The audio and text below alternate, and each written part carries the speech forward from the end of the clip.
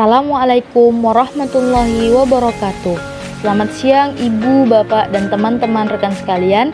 Terima kasih telah meluangkan waktu untuk menyaksikan video ini. Dalam beberapa menit ke depan, saya akan mempresentasikan hasil proposal penelitian saya.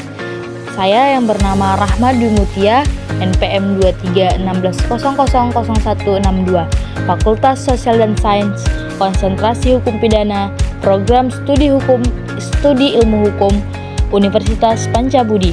Pada kesempatan ini saya akan memaparkan hasil penelitian saya yang berjudul Analisis Kedudukan Hukum Pidana dalam Penanggulangan Terorisme di Indonesia, Studi Kasus Serangan Bom Bunuh Diri di Surabaya berdasarkan Undang-Undang Nomor 5 Tahun 2018. Penelitian ini bertujuan untuk menganalisis latar belakang dan motif serangan bom bunuh diri di Surabaya.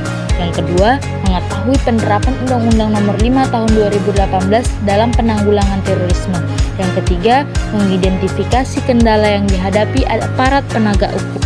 Penelitian ini berfokus pada penerapan Undang-Undang Nomor 5 Tahun 2018 dalam menangani bom bunuh diri Surabaya. Dalam presentasi ini, saya akan membahas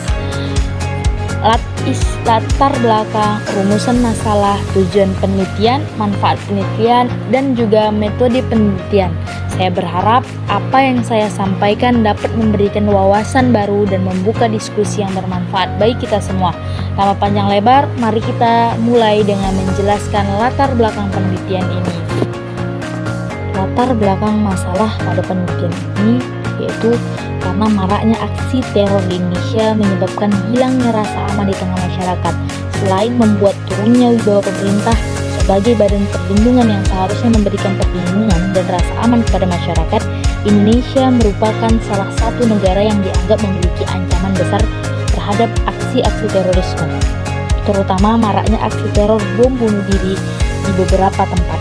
Indonesia dikagetkan dengan munculnya serangan teroris dengan modus baru, yaitu bom bunuh diri yang melibatkan keluarga, perempuan, dan anak-anak. Aksi ini tidak terdeteksi sebelumnya hingga aparat keamanan tidak dapat memprediksi terjadinya serangan tersebut. Aksi bom bunuh diri tersebut dilakukan pada hari Minggu saat jemaah umat Nasrani sedang melakukan proses kebaktian di gereja. Serangan tersebut dilakukan secara terancana dengan sasaran ditujukan kepada umat Nasrani. Aksi tersebut sangat berbahaya dan berpotensi dapat memecah belah persatuan dan kesatuan serta kebinekaan rakyat Indonesia.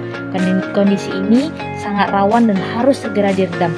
Aksi ini dapat memicu timbulnya kecurigaan antara umat beragama. Latar belakang yang telah saya kemukakan di atas, maka yang menjadi pokok masalah dalam penelitian ini adalah: apa latar belakang masalah dan motif serangan bom bunuh diri Surabaya pada 13 Mei 2018. Yang kedua, bagaimana penerapan Undang-Undang Nomor 5 Tahun 2018 dalam menangani serangan bom bunuh diri di Surabaya. Yang ketiga, apa kendala yang dihadapi aparat penegak hukum dalam menerapkan Undang-Undang Nomor 5 Tahun 2018 pasca serangan bom bunuh diri di Surabaya. Berdasarkan rumusan masalah tersebut, maka timbullah apa yang menjadikan tujuan dalam penelitian ini. Yang pertama, menganalisis latar belakang dan motif serangan bom bunuh diri di Surabaya.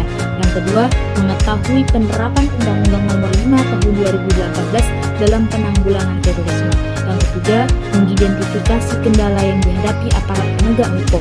Selanjutnya, membahas tentang manfaat penelitian.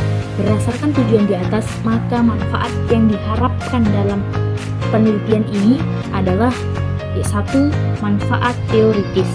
Manfaat teoritis ini untuk mengembangkan teori hukum pidana dalam penanggulangan terorisme.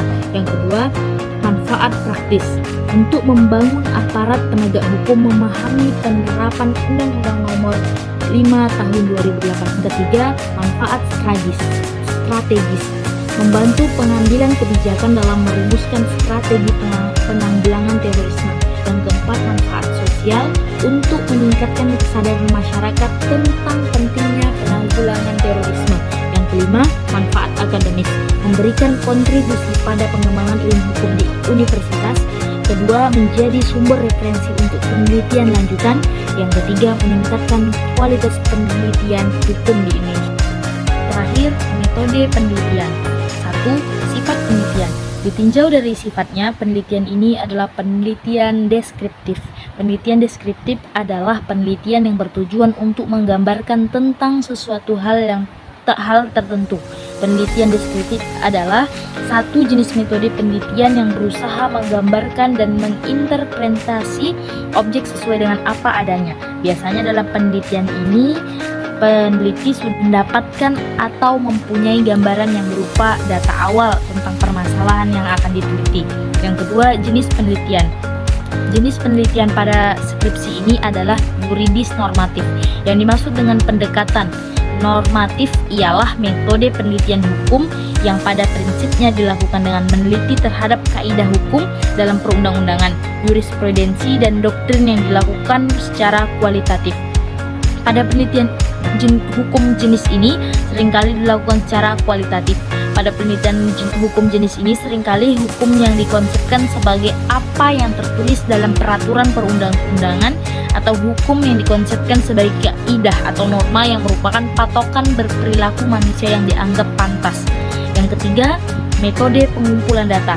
Dalam memperoleh data yang dibutuhkan penulis mengumpulkan data yang dilaksanakan dengan cara penelitian kepustakaan atau library research, atau disebut dengan studi dokumen yang meliputi bahan hukum primer, sekunder, maupun tersier.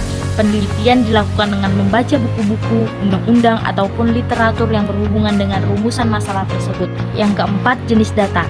Data yang dibutuhkan dalam penelitian normatif yuridis adalah bahan yang tidak disebutkan dengan data. Sebagian data yang didapat dari bahan hukum merupakan data sekunder berupa data yang sudah ada sebelumnya.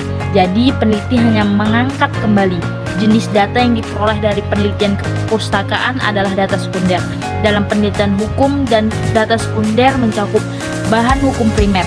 Bahan hukum primer diperoleh dari Undang-Undang Terorisme Nomor 5 Tahun 2018. Mendapatkan bahan hukum sekunder. Bahan hukum sekunder berasal dari literatur buku, jurnal, tulisan ilmiah hukum, internet, dan juga laporan polisi. Yang ketiga, bahan hukum tersier. Bahan hukum tersier berasal dari Kamus Hukum dan Kamus Besar Bahasa Indonesia atau KBBI. Yang kelima, analisis data. Oleh karena itu, penelitian ini penelitian kualitatif, maka penulis akan menggunakan metode analisis data. Penulis akan menggunakan metode analisis data. Ini setelah semua data berhasil dikumpulkan, seterusnya penulis akan membuat kesimpulan serta saran sebagai hasil penemuan peneliti. Kesimpulan dari latar belakang masalah di atas, ya sebagaimana Indonesia harus memperkuat cita-cita bangsa Indonesia sebagaimana tercantum dalam pembukaan Undang-Undang Dasar Republik Indonesia tahun 1945, yaitu melindungi segenap bangsa Indonesia dan seluruh tumpah darah Indonesia, dan ikut turut memajukan kesejahteraan umum, mencerdaskan bangsa, dan ikut melaksanakan ketertiban dunia berdasarkan kemerdekaan, perdamaian abadi, dan keadilan sosial untuk mencapai cita-cita tersebut dan menjaga kelangsungan pembangunan nasional dalam suasana aman, tentram, dinamis, baik dalam lingkungan nasional maupun internasional. Perlu ditingkatkan pencegahan terhadap satu hal yang mengganggu stabilitas nanti. Demikianlah Bapak Ibu dan teman-teman presentasi proposal penelitian yang telah saya lakukan. Saya harap dapat memberikan pemahaman yang lebih mendalam tentang analisis kedudukan hukum pidana dalam penanggulangan terorisme di Indonesia, studi kasus serangan bom bunuh diri di Surabaya berdasarkan Undang-Undang Nomor 5 Tahun 2018. Saya harap dapat bermanfaat dalam bidang hukum. Tentang proposal penelitian ini masih memiliki banyak ruang untuk pengembangan lebih lanjut, dan saya sangat terbuka untuk diskusi dan masukan konstruktif. Terima kasih atas perhatian dan kesempatan yang diberikan. Semoga proposal penelitian dapat memberikan kontribusi positif. Saya siap untuk menjawab dan mendiskusikan hal-hal lebih lanjut jika diperlukan. Terima kasih. Wabillahi taufiq wal hidayah. Wassalamualaikum warahmatullahi wabarakatuh.